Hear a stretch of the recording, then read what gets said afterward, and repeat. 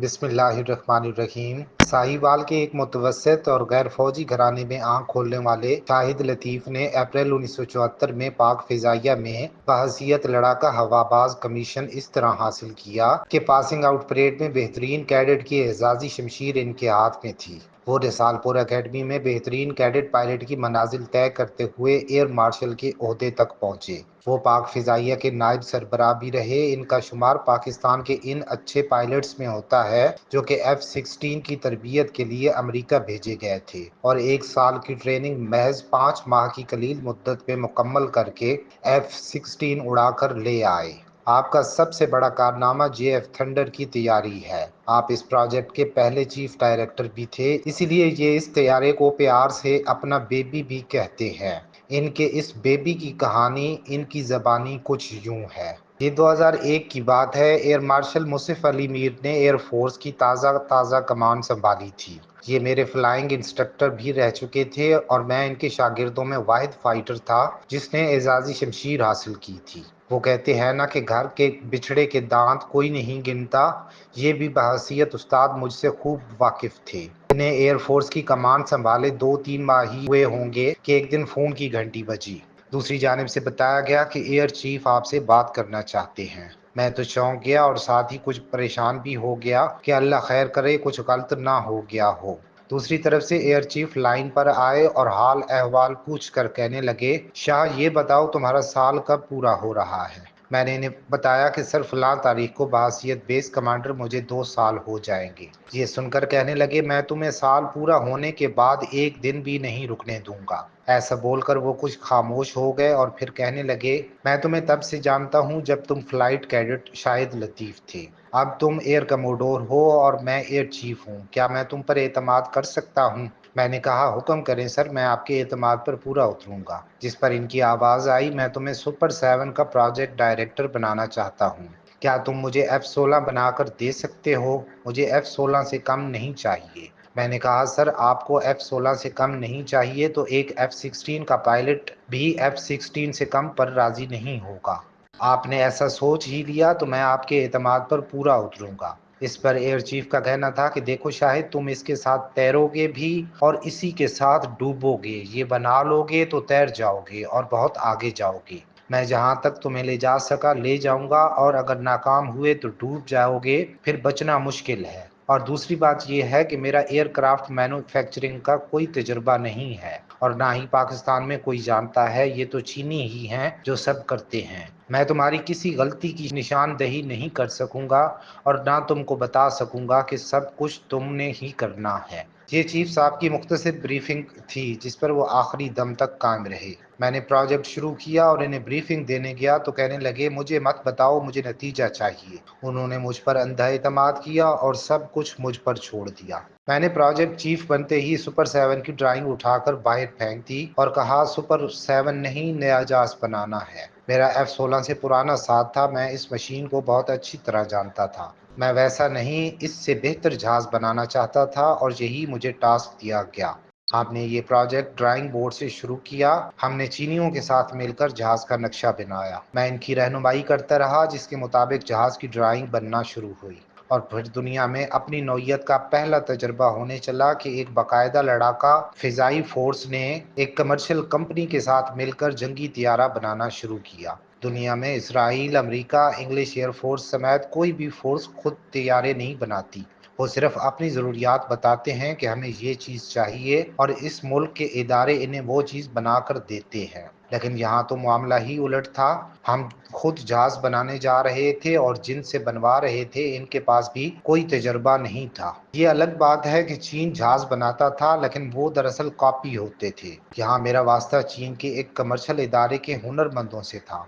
ये बड़ा ही मुश्किल काम था। मैं तैयारे के मेयार की बात करता और वो कमर्शियल बात करते। वो कहते, तुम क्या कर रहे हो? गाड़ी चल पड़ी है तो बस चलने दो, रुकने से हमें नुकसान है। और मैं इन्हें ये कहता कि ये चीज़ ठीक नहीं है, इसे ठीक कर दो। اور بہتر بناؤ۔ دراصل مسئلہ یہ تھا کہ چین کے پاس بھی وہ ٹیکنالوجی نہیں تھی۔ میں ایک طرح سے ان کا کام بڑھا دیتا تھا جس سے انہیں ناخوش ہونا چاہیے تھا۔ ہم ہر 3 ماہ بعد چین جاتے اور پروجیکٹ کا معائنہ کرتے۔ اس دوران اکثر تلخ کلامی ہو جاتی۔ پھر میں نے چینیوں کی نفسیات پڑھنا شروع کی، ان کے بارے میں مطالعہ کیا کہ یہ کیسے لوگ ہیں اور ان کی اقدار کیا ہیں۔ یہ مطالعہ میرے بہت کام آیا۔ میں ان کے ساتھ گھل مل گیا۔ میں ان کی فیکٹری میں جاتا تو وہیں ان کے ورکرز کے ساتھ بیٹھ جاتا۔ کبھی کبھار ایسا بھی ہوتا کہ وہیں رات ہو جاتی اور میں وہیں فیکٹری میں بستر لگا لیتا۔ میرا ہدف تھا کہ 3 سال میں یہ جہاز آسمان پر اڑتا دکھائی دے۔ یہ بظاہر ناممکن تھا۔ ترقی یافتہ ممالک میں بھی ڈیزائن سے فلائنگ تک ایسے پروجیکٹ 10 سے 15 سال لے لیتے ہیں، اور ہم یہ کام 3 سالوں میں کرنے چلے تھے۔ پھر ہمارے خلاف پراپیگنڈا بھی شروع ہو گیا۔ ہمارے بارے میں مغربی ممالک نے یہ کہنا شروع کر دیا کہ چین اور پاکستان کو کیا پتہ جنگی جہاز کیسے بنتا ہے، اور اگر بنا بھی لیں تو ان کے بنائے ہوئے جہاز کاغذی جہازوں کی طرح گرا کریں گے۔ ان دنوں بھارت کے فائٹر جیٹ تیجا کی بھی خبریں آنے لگیں۔ بھارت نے اس پر کام کی رفتار تیز کر دی تھی، اور وہ پروجیکٹ 9 سال پرانا تھا اور اسے بھارت کے 24 اداروں کا تعاون بھی حاصل تھا۔ انہیں جہاز بنانے کا تجربہ بھی تھا، اور ادھر تجربہ کیا ہونا تھا، ہم نے تو قدم ابھی اٹھایا تھا۔ میں چینیوں کو تیجا سے مقابلے پر لے آیا۔ وہ کہتے، آپ ہمیں جگہ جگہ روک رہے ہیں، وہ دیکھو انڈیا کا تیجا تیزی سے مکمل ہو رہا ہے، اور ہم سے پہلے بن گیا تو ہمارا فائٹر کون خریدے گا؟ اور میں انہیں کہتا کہ اگر ہمارے طیارے کے بارے میں یہ تاثر عام ہو گیا کہ یہ پائلٹ اور رقم ڈبو دے گا تو اسے کون خریدے گا؟ چیز ایسی بناؤ جو دیکھے دیکھتا ہی رہ جائے، جو ثابت کر دے کہ ہاں میں تو ہوں۔ تو اس طرح میں انہیں پیار سے پچکار کر، کبھی ناراضگی کا اظہار کر کے اور کبھی شاباشی دے کر کام کراتا چلا گیا۔ مجھے پریشانی یہ تھی کہ ہمارے جہازوں کی ریٹائرمنٹ قریب تھی۔ میرے پاس وقت بہت کم اور نپا تلا تھا۔ میں نے 2001 میں ہی اپنے جہازوں کا شیڈیول بنا لیا تھا۔ مجھے ایک ایک جہاز کا پتہ تھا کہ وہ کب ریٹائر ہو رہے ہیں۔ مجھے یہ بھی علم تھا کہ ریٹائرڈ ہونے والے جہازوں کا ہینگر خالی رہے گا، دنیا ہمیں جہاز نہیں دے گی۔ امریکیوں کا رویہ ہمارے سامنے تھا۔ ہمارے پاس گنے چنے F-16 تھے۔ ہم اردن اور آسٹریلیا کے کنڈم میراج طیارے لے کر آتے اور انہیں قابل استعمال بناتے۔ یہ ایک بہت بڑا رسک ہونے کے ساتھ ساتھ پائلٹوں کی زندگی کے لیے بھی خطرہ تھا، لیکن ہم کیا کرتے، ہمارے پاس اور کوئی بھی چارہ نہ تھا۔ دنیا نے فیصلہ کر لیا تھا کہ اب وہ ہمیں ایئر پاور بننے نہیں دے گی اور نہ ہی ہمیں جہاز دے گی، اور یہیں سے میرا ریٹائرڈ جنرل پرویز مشرف مرحوم سے رابطہ ہوا۔ میں نے انہیں ایک محب وطن پاکستانی پایا۔ میں ان کی خوبیوں خامیوں میں نہیں پڑنا چاہتا، میں ان سے براہ راست رابطے میں آ چکا تھا۔ جب انہیں پتا چلا کہ ایئر فورس ایک پروجیکٹ پر کام کر رہی ہے تو انہوں نے مجھے بلایا۔ ان کے الفاظ کچھ اس طرح تھے کہ میں جیب میں پیسے لے کر پھرتا ہوں، کوئی ہمیں جہاز دینے کو تیار نہیں۔ یہ وہ وقت تھا جب ہمارے سکواڈرنز میں صرف پرانے میراج F-6 اور A-5 جیسے طیارے تھے۔ لے دے کر ہمارے پاس گنے چنے F-16 تھے جن کے لیے ہم مکمل طور پر امریکہ پر انحصار کرتے تھے۔ جب امریکہ چاہتا ان کی مرمت کے سامان کی سپلائی روک لیتا تھا۔ اس وقت دنیا پر ایئر وار کی اہمیت بہت کھل کر واضح ہو چکی تھی۔ امریکہ نے افغانستان میں اپنی ایئر فورس سے تباہی پھیر دی تھی، اس لیے دنیا نے ایکا کر لیا تھا کہ ہمیں جہاز نہیں دینا۔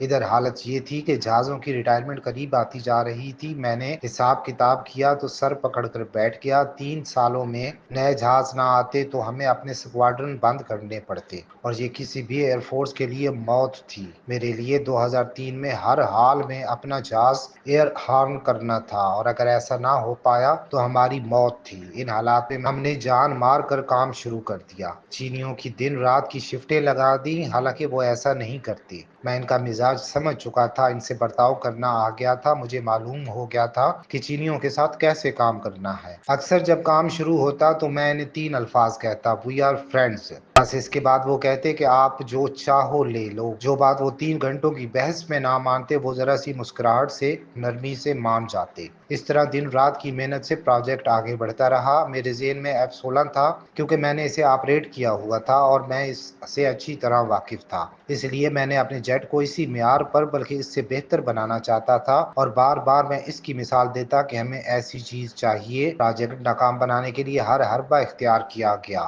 مجھے یاد ہے اس وقت امریکی سفیر این پیٹرسن نے مجھے دھمکیاں دینا شروع کر دی تھیں۔ وہ ادھر امریکہ کی تشویش شروع ہو گئی، انہیں انٹیلیجنس رپورٹس ملنا شروع ہو گئیں۔ وہ مجھے کسی بھی تقریب میں دیکھتی تو ایک طرف لے جاتی اور کہتی تم بچ کر رہنا، ہم تمہیں سیٹلائٹ سے دیکھ رہی ہے، اگر تم نے ہمارا نیٹ بورڈ بھی چڑیوں کو دکھایا تو نشان عبرت بنا دیں گے۔ پھر مجھ پر طرح طرح کے حربے استعمال کیے گئے، عورت اور دولت کے جال پھینکے گئے، میرے ارد گرد لوگ ڈالروں سے بھرے بریف کیس لے کر پھرتے رہتے، لیکن الحمدللہ مجھے ہر حال میں اور ہر چال سے بچایا۔